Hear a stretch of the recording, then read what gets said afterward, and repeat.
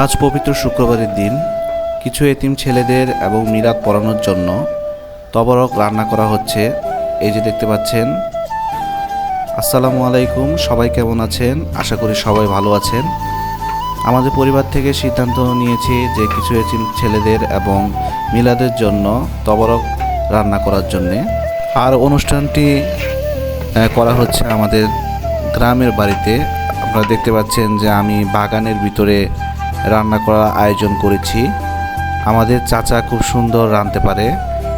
এই গ্রামে তিনি অনেক নাম রয়েছে রান্না করার।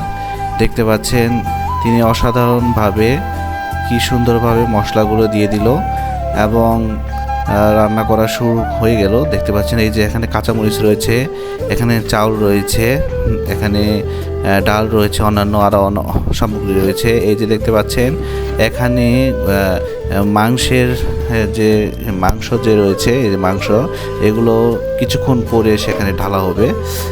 এই যে আমার বাগানের ভিতরে দেখতে পাচ্ছেন, আমার বাগানের ভিতরে রান্না করা হচ্ছে। বাগানের সুন্দর পরিবেশে রান্না করছি। এই যে পানি ঢেলে দিচ্ছে যেন না লাগে। দেখতে পাচ্ছেন যে বাগানের সুন্দর পরিবেশের অসাধারণভাবে রান্না করা হচ্ছে।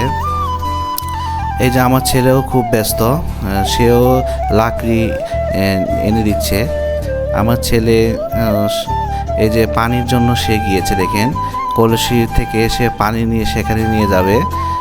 এক দণ্ড সে বসে থাকে না, সব সময় সে ছোটাছুটিতে ব্যস্ত রয়েছে।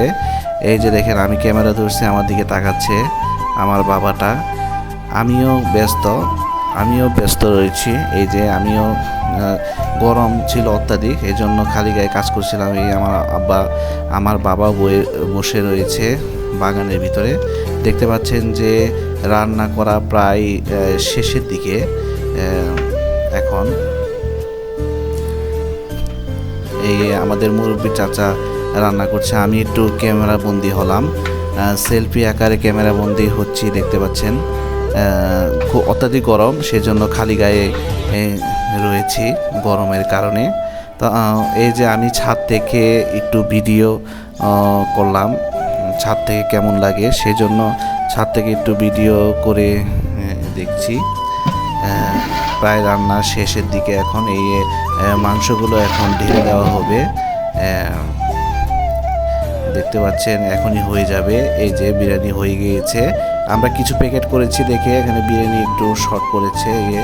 বিরিয়ানি এখান থেকে নিয়েছি, প্যাকেট করেছি এতিম ছেলেদের জন্য এবং মিলাদের জন্য। এই যে প্যাকেট করা শেষ এবং আমি এখন এই মিলাদের জন্য, এই এতিম ছেলেদের জন্য নেওয়া হচ্ছে।